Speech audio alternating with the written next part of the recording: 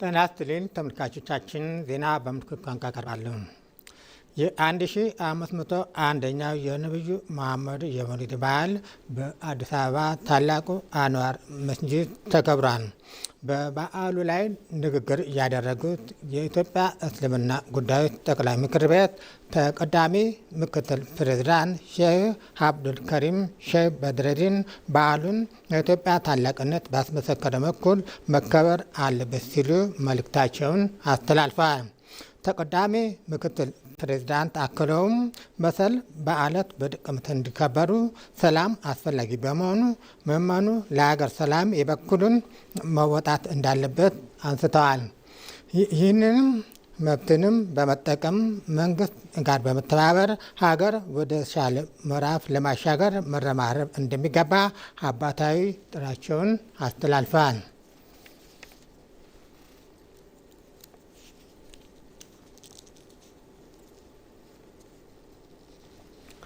የአፍሪካ ቀጣዩ የጤና ምዕራፍ ከጥገኝነት ይልቅ በባለቤትነት ከተበታተነ አሰራር ይልቅ ውህደትና ከንግግር ይልቅ በተግባር የሚገለጽ መሆን እንዳለበት ፕሬዝዳንት ታዬ አጽቀሥላሴ አስገነዘቡ። በኢትዮጵያ አስተናጋጅነት በአዲስ አበባ የሚካሄደው የአፍሪካ ጤና መጻኢ ዕድል የሚወሰነው የ76ኛው የዓለም ጤና ድርጅት የአፍሪካ ቀጠናዊ ኮሚቴ ስብሰባ በይፋ ተከፍቷል። ፕሬዝዳንት ታዬ አጽቀሥላሴ በዚህ ወቅት እንዳሉት በዓለም አቀፍ ተለዋዋጭ የተፈጥሮና ሰው ሰራሽ ተግዳሮት ምክንያት በዜጎች ጤና ስርዓት ላይ አሉታዊ ተጽዕኖ እያሳደሩ ይገኛሉ። በዚህም አፍሪካ የዜጎቿን የጤና አጠባበቅ ስርዓት በማዘመን በተለዋዋጭ ዓለም አቀፍ ሁኔታ የሚደርስን የጤና ተጋላጭነት በራስ አቅም መስጠት እንዳለበት ተናግሯል። አፍሪካ በግልጽና በደፈጣ አቅጣጫ የተመሰረተ የተቀናጀ የጋራ ስትራቴጂ እንደሚያስፈልጋት ተናግረዋል።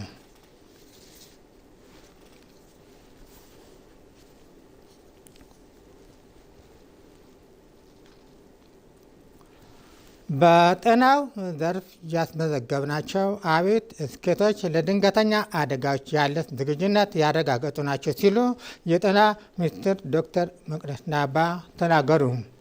ኢትዮጵያ በጤና ትራንስፎርሜሽን በኩል ያስመዘገበቻቸው ውጤቶች የመልካም አስተዳደርና የቁርጠኝነት ማሳያ መሆናቸውን ገልጸዋል።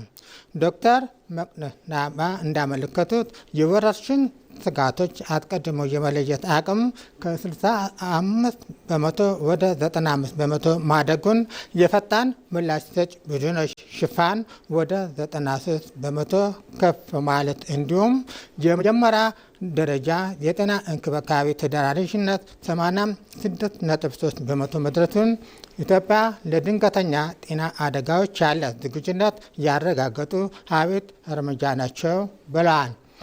አፍሪካ በቂ እውቀት አቅምና የፖሊሲ ፍላጎት እንዳላት የገለጹት ዶክተር መቅደስ አሁን የሚያስፈልገው ይህ አቅም ወደ ዘላቂ የጤና ደህንነት ሉዓላዊነት የሚቀይር አህጉራዊ አንድነት እንደሆነ ተናግረዋል።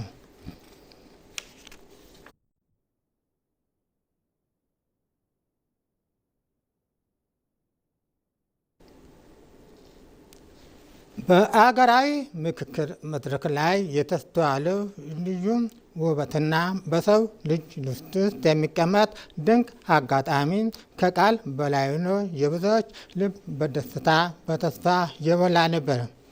በምክክሩ ወቅት የተከሰተው ድንቅ የልብ መገናኘት ኢትዮጵያ በውስጧ የሸሸገችውን ጥልቅ የመተሳሰብና የመከባበር እሴት ደግሞ ለዓለም ያሳየችበት ታሪካዊ አጋጣሚ ሆኖ ተመዝግቧል።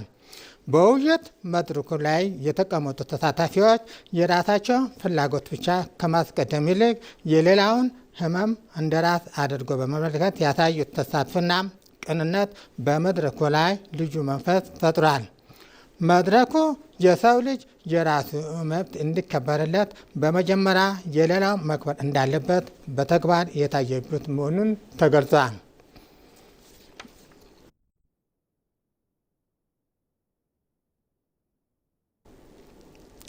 በመጨረሻም የውጭ ዜና ቻይና በኢራንና በንግድ አጋሮች ላይ ያነጣጠሩ የአሜሪካ አዳዲስ ማዕቀቦችን አወገዘች።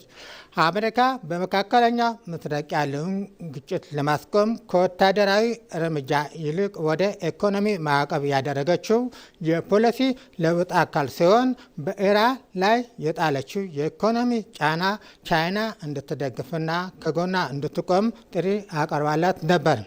ቻይና የውጭ ጉዳይ ሚኒስቴር ግን ማዕቀብ እና ጫና የአሜሪካና ኢራን ግጭት እንደማይፈታ በመግለጽ ዋሽንግተን በኢራን ላይ የምታደርገውን ዘመቻ ቻይና እንደማትቀበለው አስታውቋል።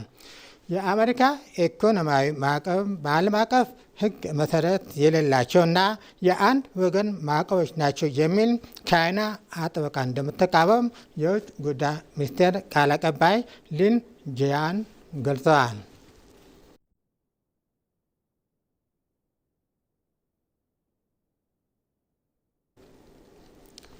ዜናው አበቃ። ከቀሪ ፕሮግራሞቻችን ጋር መልካም ቆይታ